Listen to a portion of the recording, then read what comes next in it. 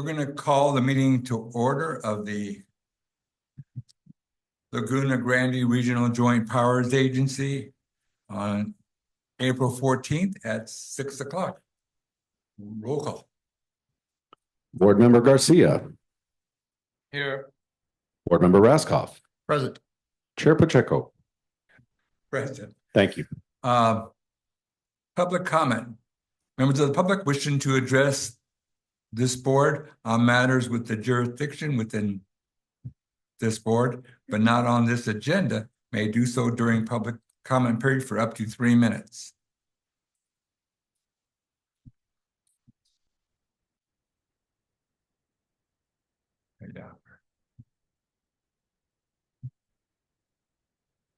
Hello, everyone.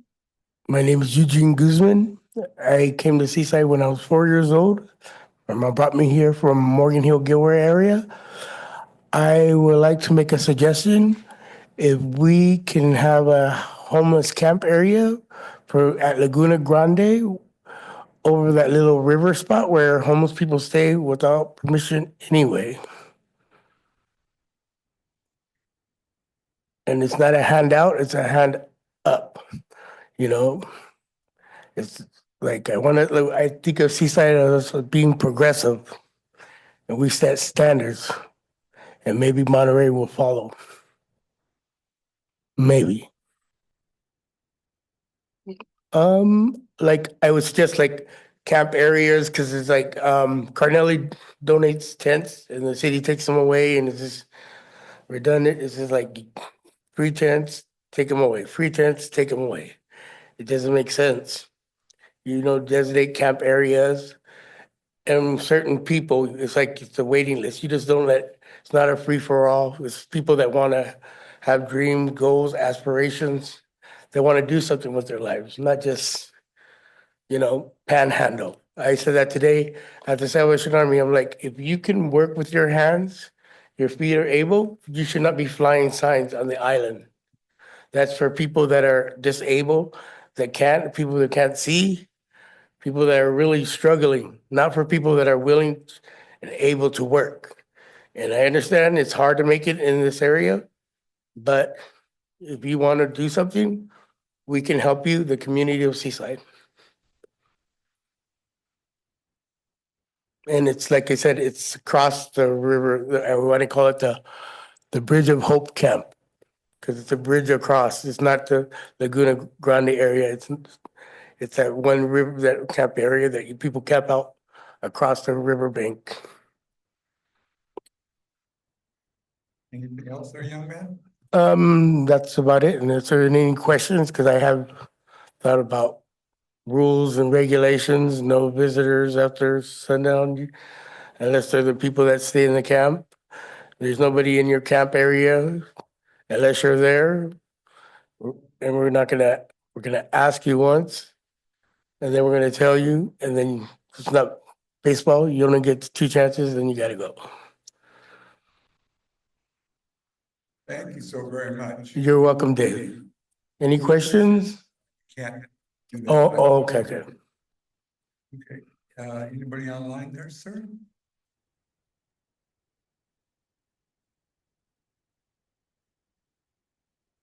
Being none. Nielsen? Good evening. I'm Diane Nielsen, Seaside resident.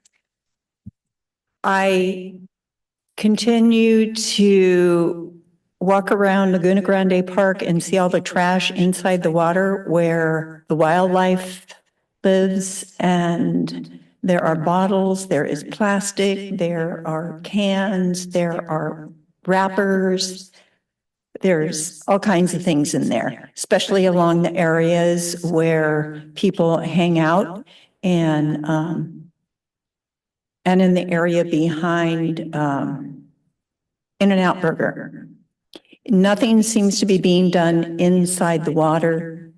If they were to take the some people may throw it into the water, I'm not sure, but if the jurisdictions around would regularly clean up the trash, there wouldn't be such a large amount in the lake, in my opinion. And I think with all the energy and all the time and all the money that we're putting into this great resource, it's not being taken care of in that way, which doesn't make sense to me. So I would like to request that it be taken, the trash be picked up regularly and the garbage cans emptied regularly, because when they aren't emptied, people just throw their trash on the ground. And otherwise, it's going to harm our wildlife, and it also looks terrible. I mean, it's a beautiful, beautiful place.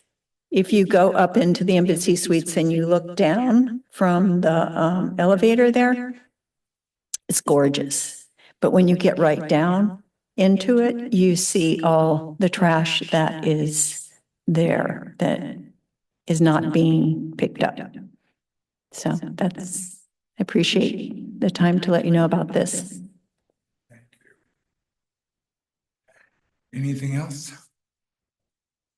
No, sir, you can't. I appreciate you. Just get one bite at the apple, they say. Anything else? Good. Just my quick thought on the first issue, without dialogue back and forth, that seems to be a larger box to fill as far as the homeless. You might want to approach the Monterey City Council, the Seaside City Council, or the Regional Park District, because it has to be there's money, there's time, it's far more elaborate discussion than just this body. Because we have, I think it's just and that's a good thing. And Diane, thank you for your input. Maybe we can, as we be prior to adjournment, maybe we could throw out some concerns on that one. Business items. Provide an update on the permitting process for the implementation of the trail maintenance and vegetation staff.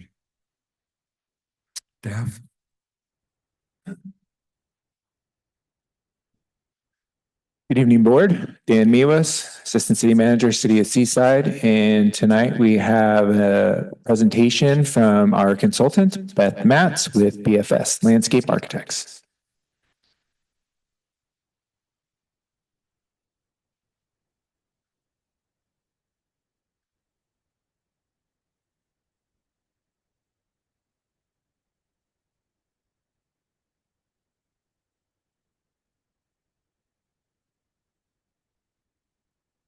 Good evening, board members. Excited to be here to give our April kind of update. Since we've last met in January, there's been a lot of discussion and a lot of movement. So excited to kind of go through where we're at with the process. Okay. So we're just going to quickly go through what we have accomplished between January and April. Then I'm going to give some individual agency updates, and then we'll talk about timeline, and then I'm happy to answer any questions that come out of our conversation. So we've been quite busy since we've last met. When we met in January, we had initially submitted our applications to multiple agencies. This included the U.S. Army Corps of Engineers, the Regional Water Quality Control Board, and the California Coastal Commission. And then we had discussed about our upcoming submittal to the California Department of Fish and Wildlife, CDFW.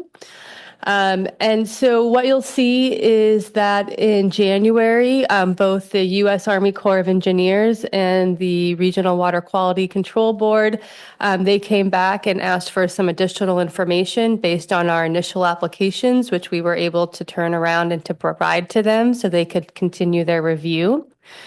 In February, we had a meeting with the JPA staff and the design team to talk about two species of concern. One is the southwestern pond turtle, and the second is the California red-legged frog. I'm going to get into that a little bit more in detail, but that became sort of a hot button issue in February for our team.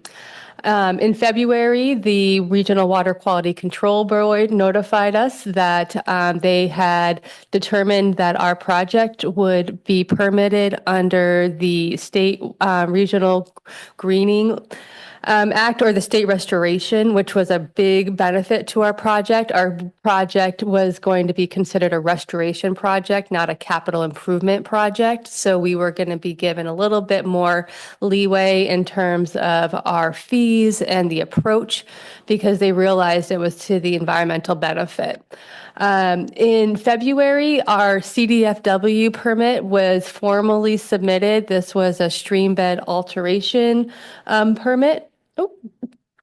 And that was exciting for us, and CDFW has been responsive. We'll talk a little bit about their responses. Very good.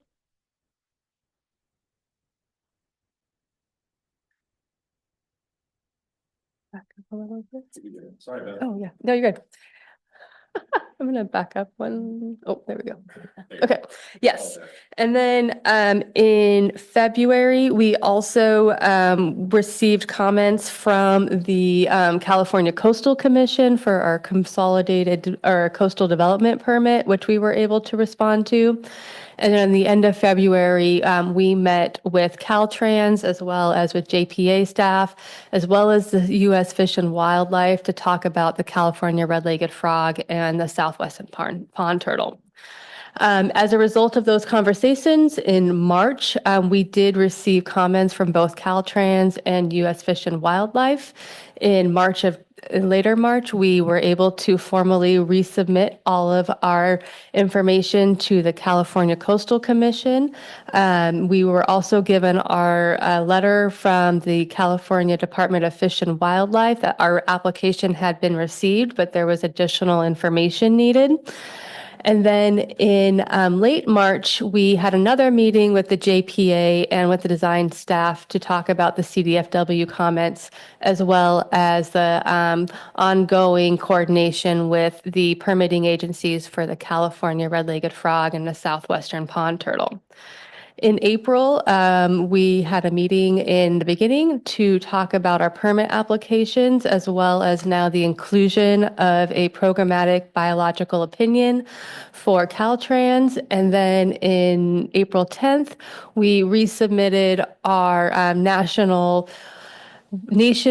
environmental study with minimal impacts. And I'll get into a little bit more conversation about what all these things mean. So we've had a busy 3 months. This is what I'm trying to establish here.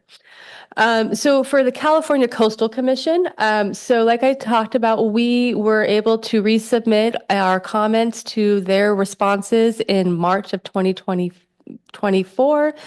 And that included both the comments for not only the Laguna Grande Trail and Vegetation Maintenance Project, but as well as the City of Monterey's North Fremont Gap Closure Project. We put those two projects together. So as of right now, the California Coastal Commission will have 30 days to review our comment responses back to them. And our anticipation is that then a 30-day public comment period will begin in May to our application with the California Coastal Commission. So the good news is we are really moving forward keeping on track with the California Coastal Commission, and we think that that public comment period will conclude in June. Oh, yeah. Lock up on us again. Okay.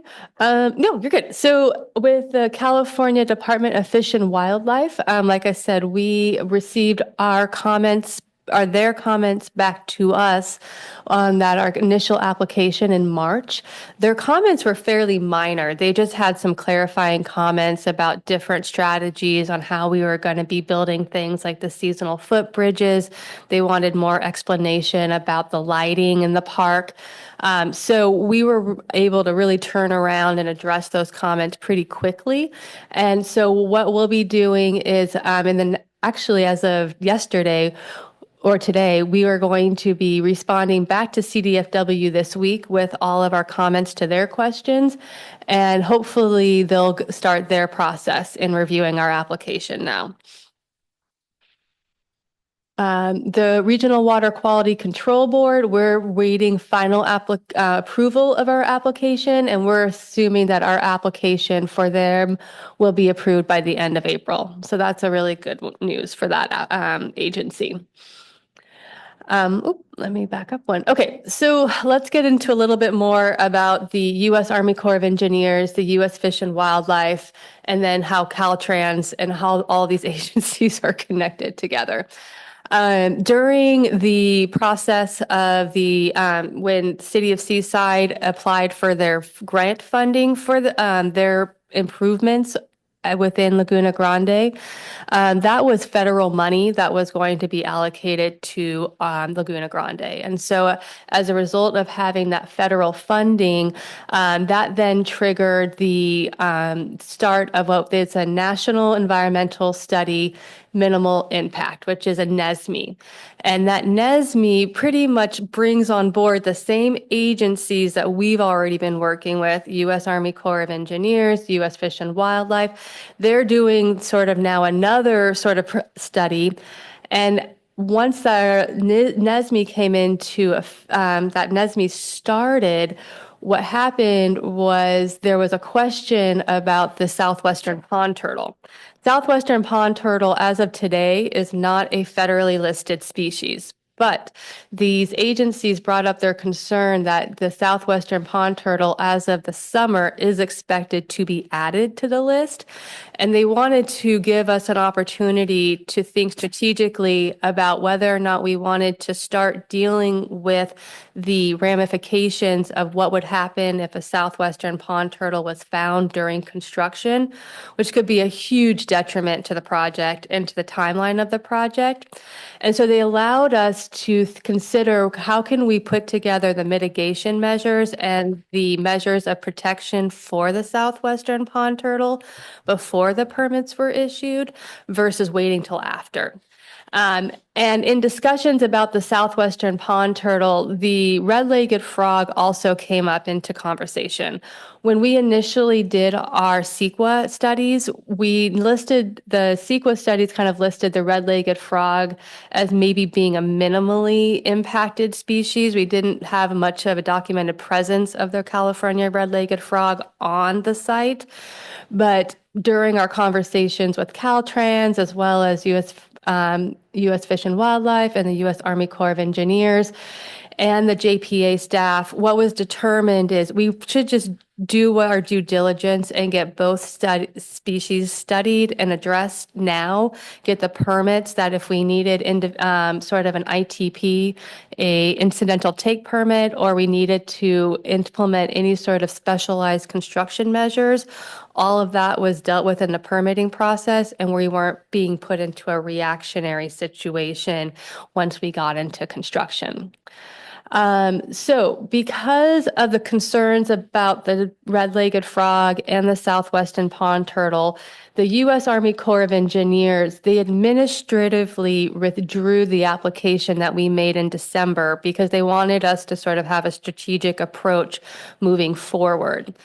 And so once we determined, working with the Caltrans, working with U.S. Fish and Wildlife, and working with the U.S. Army Corps of Engineers, that we wanted to deal with the turtle and the frog, what happened was Caltrans made the decision that they would take on the leadership with all of these agencies, become the lead permitting agencies, and kind of guide us through the process of dealing with how we would get these mitigation measures and these monitoring measures in place.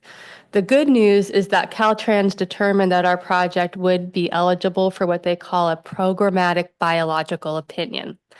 And so what'll be happening is Caltrans is now going to be consulting with the U.S. Fish and Wildlife on the turtle and the frog, and they are in the process of consulting right now. So that consultation is going on, and we expect that consultation to be done in May of 2025.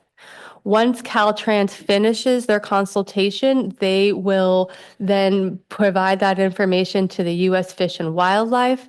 U.S. Fish and Wildlife will prepare a consent letter that will then be sent to both Caltrans and the U.S.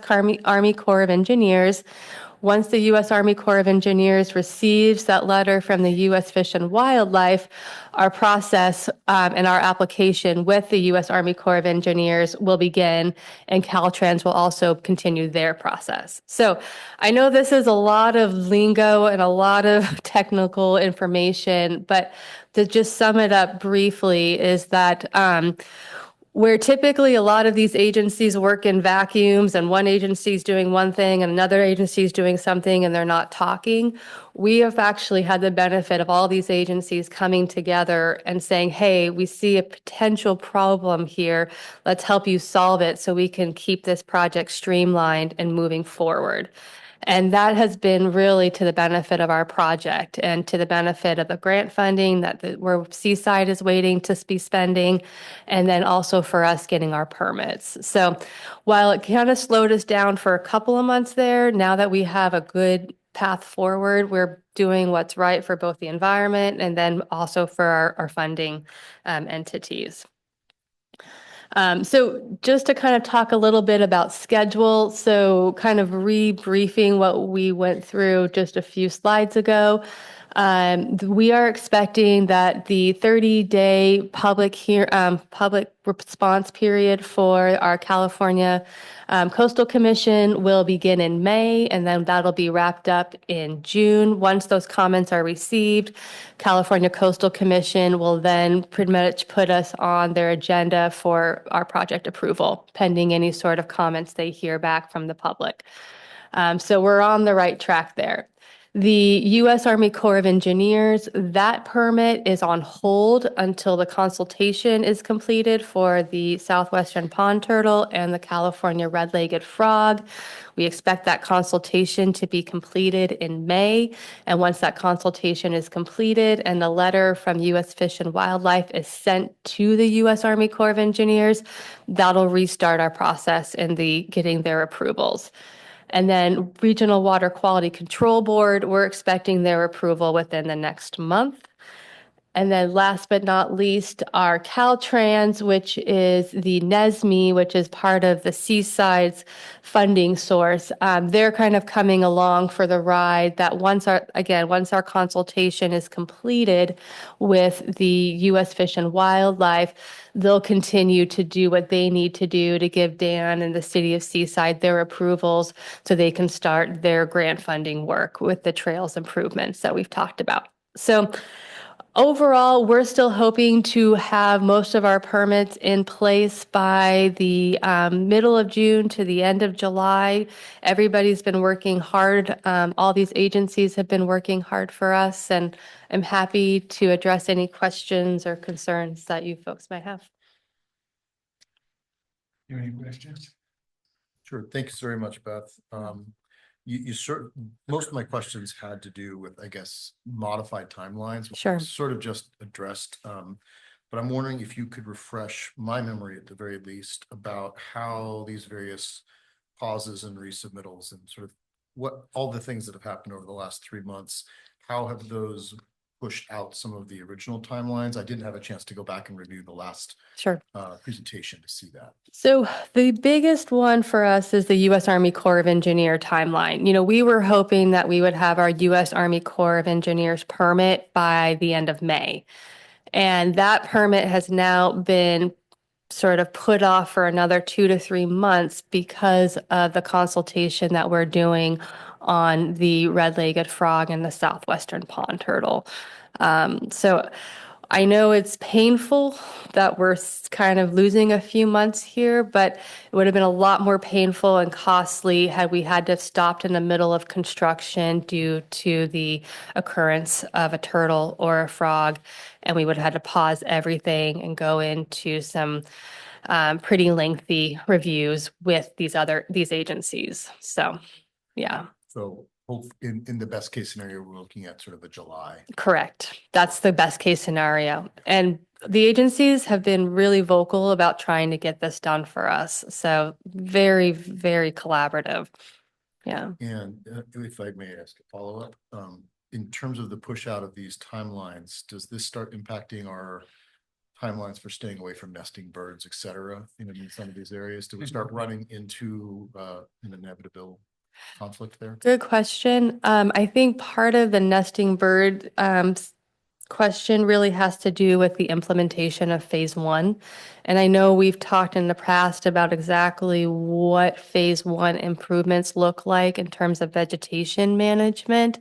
It'll also impact sort of when the city of Seaside is going to get going on their work. So I don't have a good answer for you, unfortunately, but hopefully any sort of nesting bird scenarios, that'll all have to be monitored by the biologist initially anyway. So they'll have to go in there and do all of that recon work before construction starts.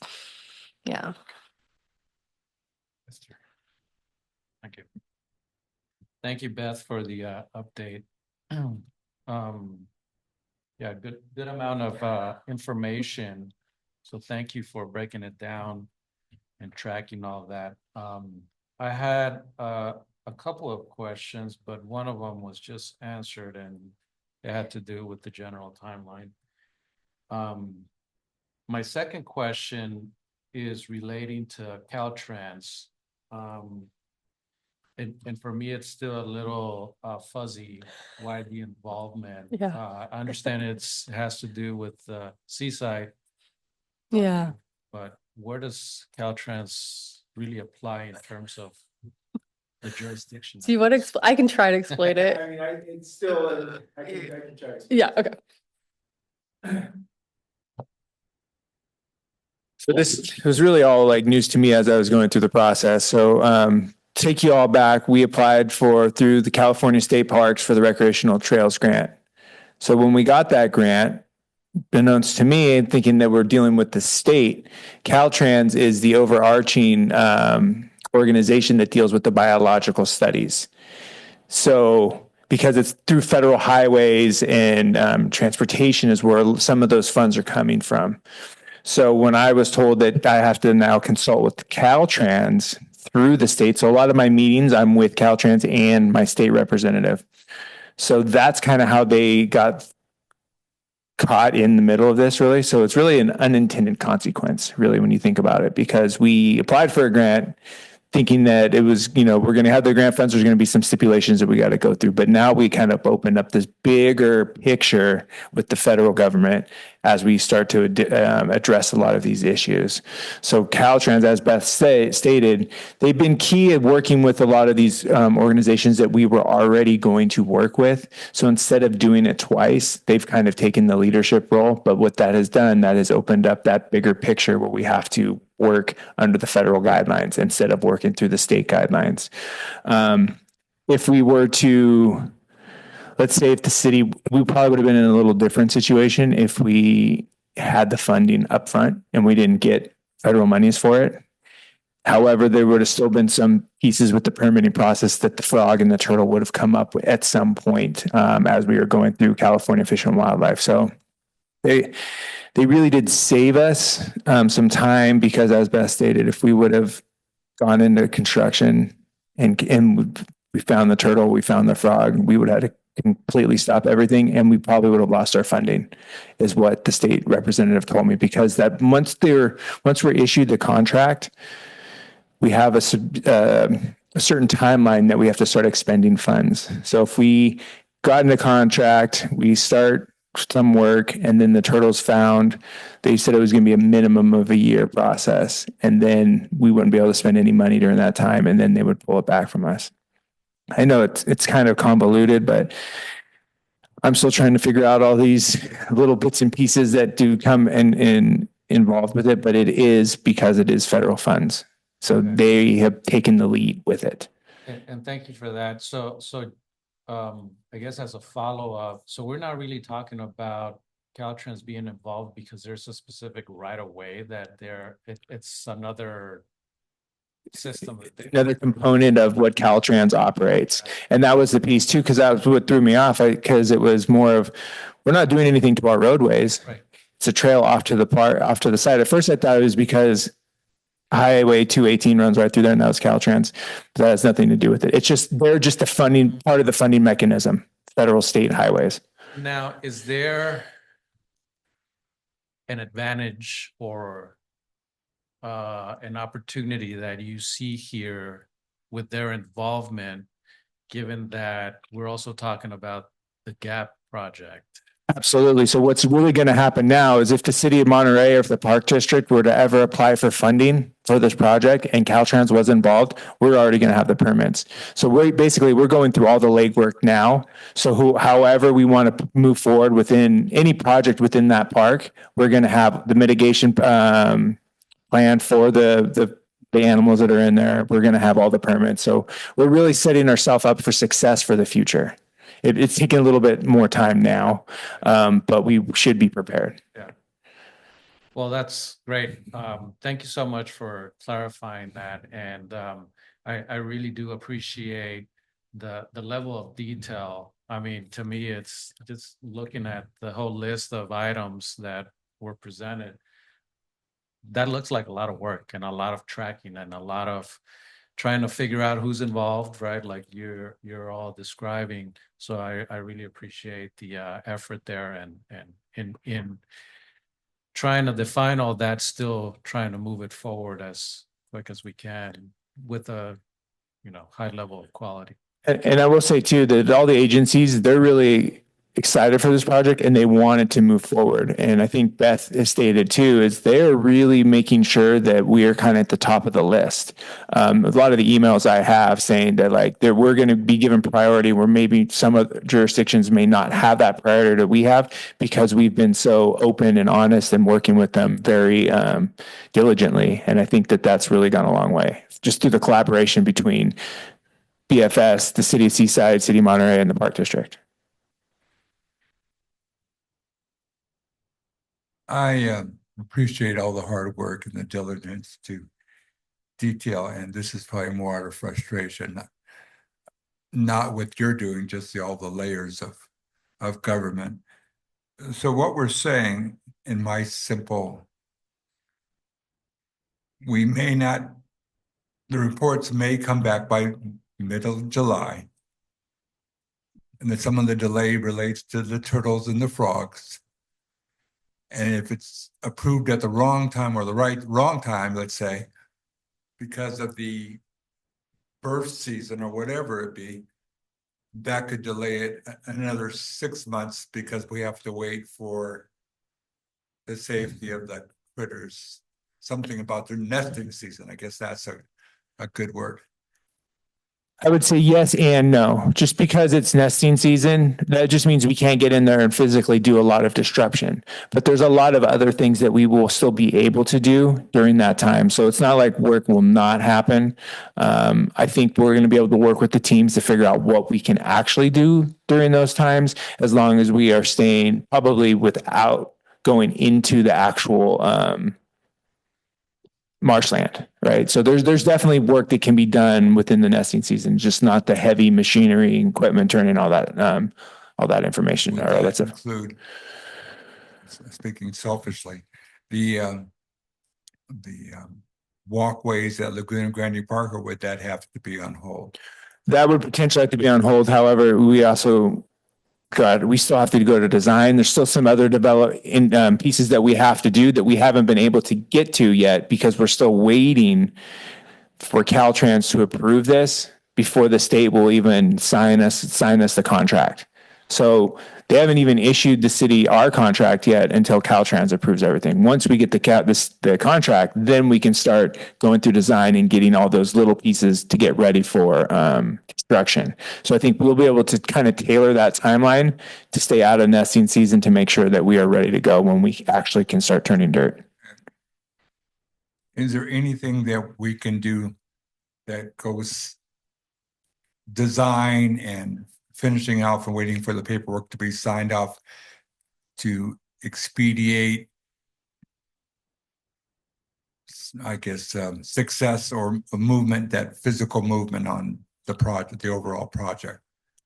We'll be able to figure out some of those pieces, but we are really waiting. We don't want to get the cart before the horse and start doing things in case something comes up with the permits and then things get delayed anymore. I don't want to say that they are, but I'm just in case that happens, we want to be prepared. So, but working with our teams, we're going to make sure that we are ready to move when we have the ability to.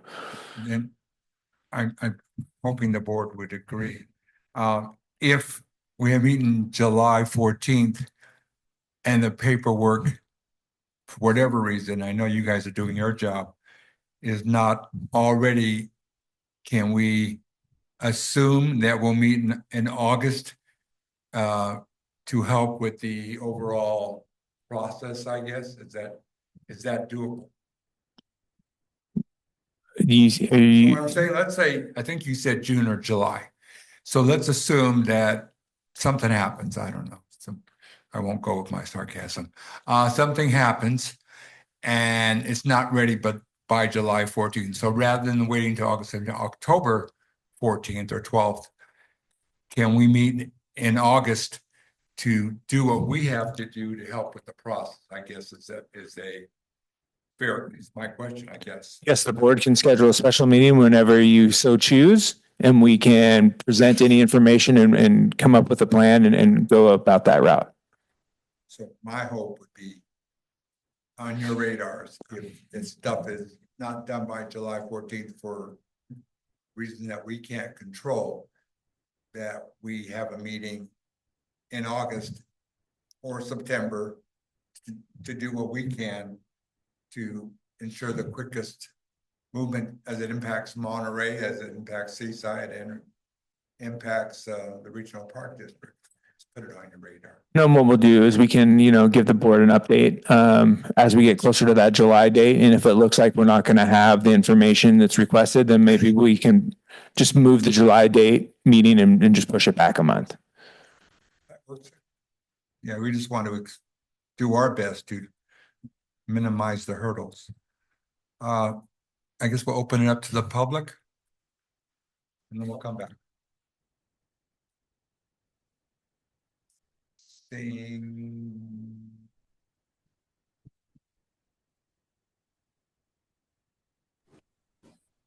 Esther, if you evening. would like to speak, feel free. Yes, thanks. Good evening, everybody. Couple of things. I echo Gino's comments about how well you reiterated everything that's going on. There is a lot going on. Two things worry me. When you said Caltrans right away, that made me concerned, but I'm happy to hear that you're saying that they're prioritizing us on this, because our experiences with Caltrans have never been great.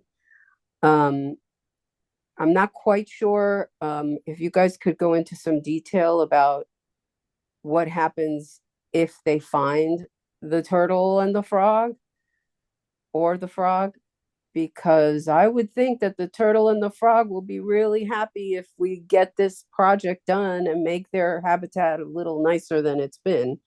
So I'm just curious. I know everybody worries about if we find them, but what happens if we find them other than a potential year-long delay? I would think it's a good thing if we find them and make things better for them. And the other thing that worries me is when I hear federal funding is involved now, considering the mess we've got going on. Is there a chance that federal funding is not going to be there? And how will that affect everything? So those are my questions. And thanks for staying on top of this and keeping us updated in between meetings. Thank you.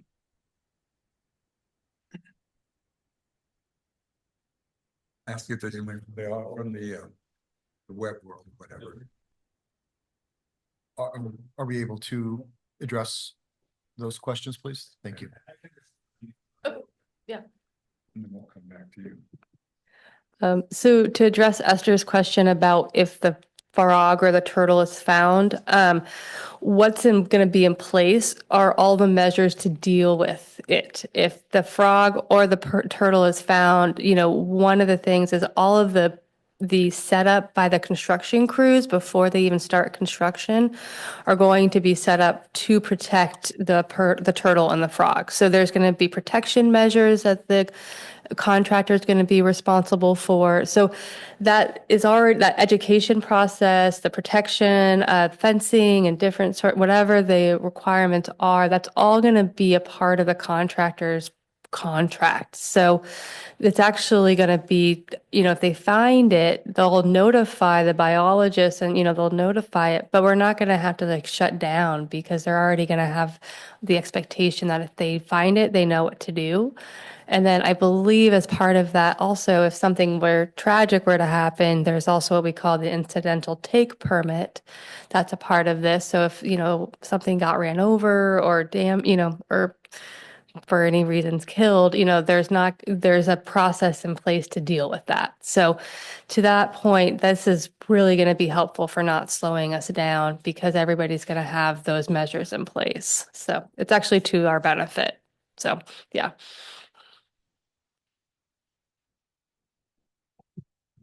And then in regards to the funding, I've been assured that the funding will not be taken away through the federal government. Like this program was through the state, and then Caltrans is just this federal arm that is kind of overseeing the biological piece of it. And so the state representative told me that we will not lose money through this, through any uncertainty through the government. However, the funding, like I mentioned before, if we don't spend it within a certain amount of time, that would be the issue. So the big issue that came up was if we started let's just say we started our construction today and we got out there and we started the construction. We didn't get this consultation with the permits like the Caltrans and everyone was asking us. We just said, hey, we want to take that risk and we want to move forward. And then the turtle or the frog was found. Well, we didn't get the consultation. So now we'd have to shut the project down and then those funds would kind of just be on hold, and then we'd be in that waiting period. And if we didn't spend the funds within a certain amount of time, then we'd lose them. But at this point, no money is being taken away through the federal government. Hopefully that makes sense. Do you have any more comments or? I do, and maybe since you're standing, I'll sort of maybe address them to you, but it might go to whatever staff is most appropriate. Thank you for that. Was one of the questions I was going to ask was the federal money. So thanks for addressing all that. In terms of the design timeline, right? Because we're not even really at the place where we've getting to that next stage. I know it's unfair of me to ask for you to look into a crystal ball and predict the future, but I'm going to do it anyways. To the best of your ability, do you have any sort of rough estimates of how long you think the design process might take us? Well, I do have a design expert standing behind me, so I think she could probably give a better idea, but my best guess would be probably the 3 to 5 month range. Hopefully it's a little shorter than that. Yeah. Thank you. So one of the benefits of this project is we had a lot of different things we were trying to accomplish. One was trail maintenance, which Dan has already gone and gotten funding for to rehab the trails. And then the other part of it was vegetation management and maintenance as well. So from a trail maintenance perspective and the goals of what Dan's kind of put through in his grant funding, that is a very quick turnaround because we're not talking about a lot of changes. We're just trying to get those trails rehabbed, resurfaced, add paving where we need to add paving, and that'd be very quick. When we start talking about vegetation management, now that is a much longer timeline. And when we talk about removing of invasive species and or sort of starting to cut in sort of these new trails that we had initially planned that would go through the kind of upland wetland area. One of the pieces that we have to do is we have to mitigate the vegetation we be taking out, which is that native vegetation. And so what that would require for us to do is do a kind of a restoration / mitigation planting approach. The biggest lead time in that is that the requirements are that we would have to collect the local seed, the local plants, and we'd actually have to cultivate new planting stock to put into the place of the plants that we're removing. So to make it maybe a little bit more clear, when we kind of talk about some of those future improvements, such as new trails, or we talk about starting to remove a lot of the invasive species, that is a little bit longer of a lead time. We're probably talking about 2+ years, just because we would have to get in there, collect the seed, collect the plants, have somebody grow those plants for us, and then come back and replant those plants. That's a long process. But Dan's initial project would be a very, I would say, quick quotation marks, but quicker process. It's just some of those longer term improvements that we'd have to have a longer runway for. But some of the improvements, in the vegetation management around the residents, cutting back some of the vegetation that's been a concern for fire and for, just a lot of those resident concerns. Those are things that we can start to address right away as well. It's just the adding the trails and doing any sort of work around the lake, where we talked about removing those invasive species around the lake and then putting in new native species. That's a longer lead time item. Can Yeah. I ask for just a little clarification? Yeah. Because, I'm thinking mostly, as we said many times before, but just for the benefit of anyone listening anew, what really got us started with really a lot of this was trying to address what's happening in the wooded area, Yeah. as you're well aware. It sounded as though any sort of trail work or work on any of that native species in the forested area was on a 2+ year timeline. But the last thing you just said had a little spark of hope in my heart that there might be some elements of that habitat that does not have to wait for a full 2+ year timeline. Correct. Yeah. So if they wanted to get in there and start doing like the limbing and pruning of some of that native vegetation to the benefit of the residents that lived up on Laguna Grande Court, that would be something that we could do, the maintenance of it. But when we talk about the idea of activating that more of that woody forested area, part of that activation included adding, new trails and kind of opening that space up. That's where we would have to do more of the mitigation, restoration, planting as a result of removing some of the vegetation to make those trails. So it's kind of we'd have to kind of start setting our priorities about what we want to focus on. But those new trails would probably be the longest lead item, just in terms of the impacts it have to the habitat. So, Thank you. Yeah. Before you sit down, if I just bug you with one other one. So for the monies that Dan has acquired, which we've heard a little bit more about the sort of the strings attached to that. It sounds as though there's a lot that can happen in the near term with that grant money once all the permitting is ready to go. Getting back to sort of the limbing or the trimming and limbing, et cetera. So it's sort of the maintenance aspect, whatever we can squeeze in. Can we have pretty good assurance that some quantity of those funds from the grant that has already been awarded will be kind of held back for that specific purpose, as opposed to the maintenance and redoing of some of the asphalt trails, for instance? I think you see where I'm coming from. Yeah, the grant was specifically for the maintenance of the trail and to renovate the trail and to create the seasonal trails. So there will be some money in there for the seasonal trails inside the wooded area. But that would not include the limbing and trimming. If it does, and if it, not necessarily, but if you're creating the trails in order to, go with what Beth was saying to clear and start that process, yes. So to do the limbing and the maintenance and all that stuff, what that's really going to come down to is that each jurisdiction putting money in their general fund in order to do that, whether it's within increasing your park budget to make sure that we have those funds available. And I know that the city, the Seaside, we're putting our budget together now. We're looking at that opportunity to make sure that we do have enough funds to kind of do that maintenance piece. But when it comes to the grant, it is specifically for the trail and for the creating of the seasonal trails. I want to just be real clear, because from my perspective, I guess, the walkways going around Lakeside are an accident waiting to happen, a lawsuit waiting to happen. It is really serious when I walk around the whole park at least twice a month, and that area seems dangerous. That will be a priority, at least for Seaside and the funds that you got approved. Is that a fair statement? Yes. Okay, that's great. Good. I think that's just a report, so we just have to accept the report and we're good, right? So moving on.